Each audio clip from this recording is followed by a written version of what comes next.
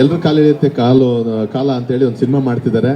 But ಇವ್ರು ಯಾರ್ಯಾರು ಕಾಲು ಎಳಿತಾರೋ ಗೊತ್ತಿಲ್ಲ. ಈಗ ಟೀಮು ನೋಡಬೇಕು. ಗೋವಿಂದ ಸರ್ 2 ಮಾತು. ಎಲ್ರಿಗೂ ನಮಸ್ಕಾರ.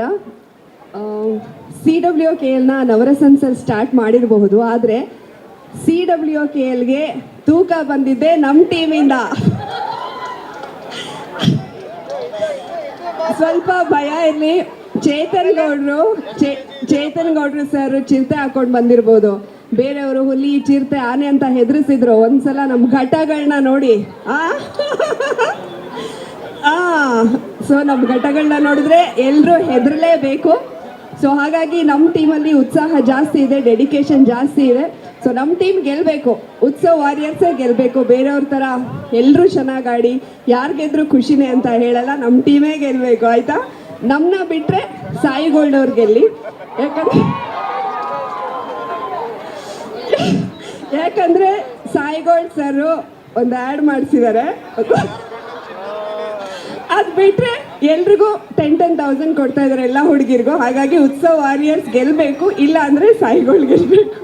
ಈ CWKL ಟೂರ್ನಮೆಂಟು ಸ್ಟಾರ್ಟ್ ಆದಾಗಿಂದನೂ ನೋಡ್ತಾ ಇದ್ದೀನಿ. ಅದು ತುಂಬ ಹೈ ಪಿಚ್ಚಲ್ಲೇ ಹೋಗ್ತಾ ಇದೆ.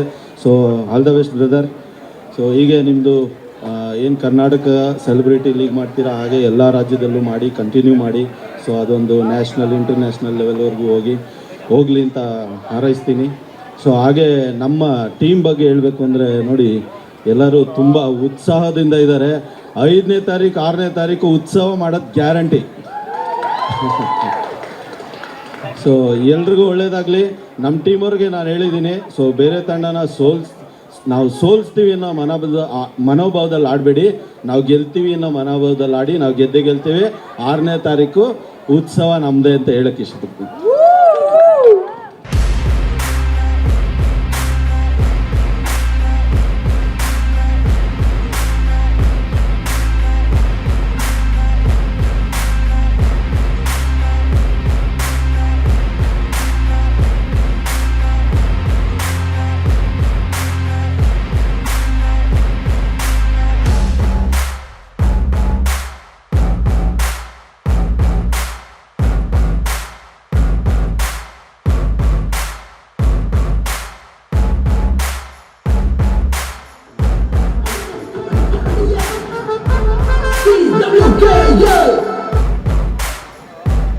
Thank you very much.